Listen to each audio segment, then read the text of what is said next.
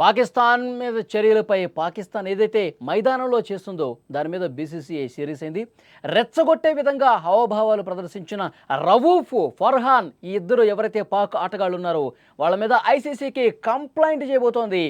BCCI ఫిర్యాదుతో ICC చర్యలు తీసుకునే ఛాన్స్ కూడా కనిపిస్తోంది. మొదట లిఖితపూర్వక వివరణ కోరే అవకాశం ఉంది.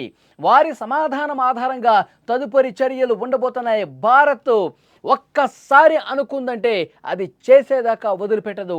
ఇప్పుడు బీసీసీఐ చాలా సీరియస్గా యాక్షన్ ప్లాన్కు రంగం సిద్ధం చేసింది. భారత్పై గెలవలేక పిచ్చి పట్టి హద్దు మీరి ప్రవర్తిస్తున్న పాక్ ఆటగాళ్ల తిక్క కుదిర్చేందుకు బీసీసీఐ ఇప్పుడు సిద్ధమవుతోంది. ఆసియా కప్ లీగ్లో భారత ఆటగాళ్లు షేక్ హ్యాండ్ ఇవ్వకపోవడంతో ఓవర్ యాక్షన్ చేశారు. సూపర్ 4 మ్యాచ్లో రెచ్చగొట్టే విధంగా ప్రవర్తించిన ప్లేయర్స్పై ఐసీసీకి ఫిర్యాదు చేసింది. దుబాయ్లో ఈ నెల 21న జరిగినటువంటి ఆసియా కప్ సూపర్ 4 మ్యాచ్లో పాకిస్తాన్ క్రికెటర్స్ హరీస్ రౌఫ్, సాహిబ్జాదా ఫర్హాన్ మితిమీరి ప్రవర్తించారు. అర్ధ సెంచరీ చేసిన తర్వాత ఫర్హాన్ ఏం చేశాడు? అందరూ చూశారు. బ్యాట్ను ఒక గన్లా పెట్టి కాల్పులు జరిపినట్టుగా సంకేతాలు ఇచ్చాడు. హరీష్ రౌఫ్ విమానం కూలిపోతుందన్నట్టుగా ఈ విధంగా సైగలు చేసిన పరిస్థితుంది. ఆటలో ఓడిపోయినా కూడా వారు మాత్రం తమ దేశ ప్రజలను డైవర్ట్ చేయడానికి ఇలాంటి చర్యలకు పాల్పడుతున్నారు. వారి ప్రవర్తన భారతీయులకు తీవ్ర ఆగ్రహం తెప్పించింది. వాళ్ళకి కౌంటర్గా సోషల్ మీడియాలో గళం విప్పడంతో పాటు చర్యలు తీసుకోవాలని చెప్పి బీసీసీఐని కూడా ప్రజలు డిమాండ్ చేశారు. ప్రేక్షకులు డిమాండ్ చేశారు. ఎవరైతే పాకిస్తాన్ ఆటగాళ్లు ఇష్టారీతిన ప్రవర్తించారు, మన మనోభావాలు దెబ్బతీసే విధంగా ప్రయత్నం చేశారు, మన ఆటగాళ్ళను డైవర్ట్ చేసే విధంగా ప్రయత్నం చేశారు, మానసికంగా మనల్ని ఇబ్బంది పెట్టడానికి ప్రయత్నం చేశారు, ఆటల్లో గెలవలేని వాడు ఇదే విధంగా కుట్రలు పన్నుతాడు అనడానికి నిదర్శనం కనిపిస్తోంది. క్రికెట్ రూల్స్కు నిబంధనలకు విరుద్ధంగా ఈ విధంగా మితిమీరి ప్రవర్తించిన ఇలాంటి ఆటగాళ్లను అసలు క్రికెట్ నుంచే దూరం చేయాలి, కొన్ని రోజుల పాటు వీళ్ళ మీద నిషేధం చేయాలంటూ డిమాండ్స్ వినిపిస్తున్నాయి. ఇప్పుడు బీసీసీఐ కూడా పాక్ ఆటగాళ్ల ఆగ్రహం వ్యక్తం చేస్తూ ఐసీసీకి ఫిర్యాదు చేసింది. బుధవారం అధికారికంగా ఈమెయిల్ ద్వారా ఫిర్యాదు చేసి వాళ్ళ మీద చర్యలు తీసుకోవాలని కోరింది.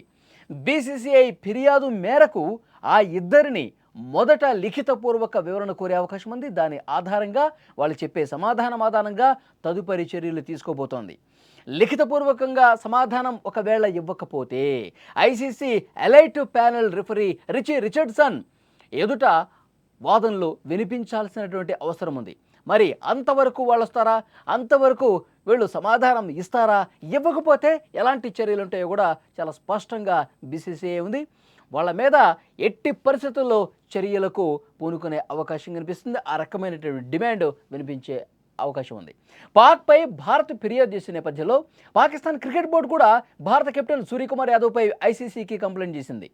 ఈ నెల 14న జరిగిన మ్యాచ్ అనంతరం పెహల్గాం ఉగ్రదాడి బాధితులకు సంఘీభావం తెలుపుతూ ఆపరేషన్ సింధూర్లో పాల్గొన్న భారత సైన్యానికి తన జట్టు విజయాన్ని అంకితం ఇస్తున్నట్లు సూర్యకుమార్ చేసినటువంటి వ్యాఖ్యలు రాజకీయ ప్రేరేపితమైనవి అని పీసీబీ ఆరోపిస్తూ సూర్యకుమార్ యాదవ్ మీద కంప్లైంట్ చేసినటువంటి పరిస్థితుంది.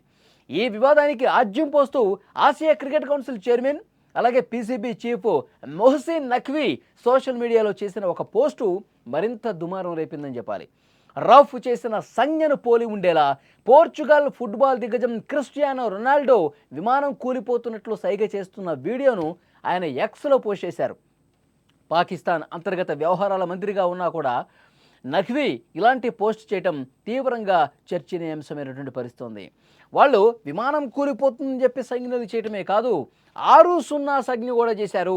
మేము మీ యుద్ధ విమానాల్ని 6 కూల్చేశాము, భారత్కి సంబంధించిన యుద్ధ విమానాలు 6 కూల్చేశాము, మరి 0 కూడా చూపించాడు, మావి మాత్రం 1 కూడా కూలిపోలేదు, ధ్వంసమైంది మీవే అన్నట్టుగా వాళ్ళు సంకేతాలు చూపించిన పరిస్థితుంది.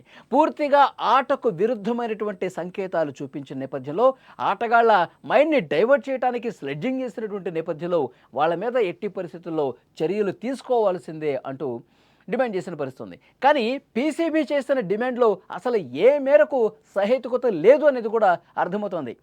ఇప్పుడు దేశం మీద దాడి జరిగినప్పుడు దేశ ప్రజల్ని ఇబ్బంది పెట్టే విధంగా భయభ్రాంతులకు గురి చేసే విధంగా ఉగ్ర కుట్రకి పాల్పడ్డప్పుడు దానికి సంఘీభావంగా ఆ విజయానికి సంఘీభావంగా మాట్లాడటం కరెక్టే కదా. భారతదేశం మీద ఎంత దుర్మార్గంగా దాడి చేశారు. పాకిస్తాన్ ఉగ్రవాదాన్ని పెంచి పోషించి దేశం మీదకి వదిలి 26 మందిని పొట్టన పెట్టుకుని పెహల్గాం లాంటి ఒక దారుణమైనటువంటి దాడికి పాల్పడ్డారు కదా. మతం పేరుతో దాడులు చేశారు కదా. మరి అలాంటి దాడులను ఖండించాలి. ఒక విజయం సాధిస్తే ఆ విజయం ఆ దాడి తాలూకుని ప్రస్తావిస్తూ ఈ విజయాన్ని అంకితం చేయటం అనేది సబబే కదా. ఇది రాజకీయ ప్రేరేపితమైంది ఏ విధంగా అవుతుంది? మన ఆటగాళ్ళు ఎవరూ కూడా ఆడే సమయంలో మైదానంలో రెచ్చగొట్టే విధంగా ప్రవర్తన చేయాల. ఇలాంటి దుర్మార్గంగా పైశాచికంగా సైకోగా ఇలాంటి సంకేతాలు కూడా పంపించాల. ఆట మీద దృష్టి కేంద్రీకరించాం. గెలవాలి, మన దేశం గెలవాలి, మన టీం గెలవాలన్న ఒక స్పోర్టివ్ స్పిరిట్తో బలంగా ఆడి మనం గెలిచాం. కానీ వాళ్ళు ఏం చేశారు?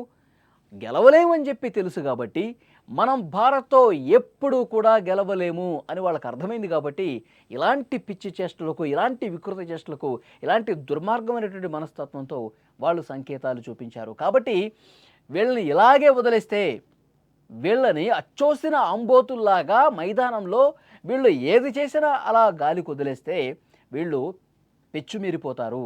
ఇంకా ఇది ఎక్కువైపోతుంది. ఇంకా 10 మందిని ఇదే విధంగా ఏ దేశంతో క్రికెట్ ఆడినా వాళ్ళని తిట్టడమే పనిగా పెట్టుకుంటారు. ఇలాంటి సంకేతాలు పంపిస్తూ ఉంటారు. ఆటని కలుషితం చేస్తారు. దీన్ని గుర్తుపెట్టుకోవాలి. ఆటని కలుషితం చేసే మనస్తత్వం పాకిస్తాన్ క్రికెటర్స్ది. కాబట్టి డెఫినెట్గా వాళ్ళ మీద చర్యలు తీసుకోవడమే కరెక్ట్, తీసుకోవాల్సిందే అంటూ బీసీసీఐ ఇప్పుడు ఐసీసీకి కంప్లైంట్ చేసింది. సమాధానం రాకపోతే మరి దానికి ఇంకా చాలా సీరియస్గా యాక్షన్ తీసుకునే విధంగా బీసీసీఐ కూడా రంగం సిద్ధం చేసినట్టుగా తెలుస్తోంది. సో చూద్దాం నెక్స్ట్ పరిణామాలు ఏ విధంగా ఉంటాయన్నది.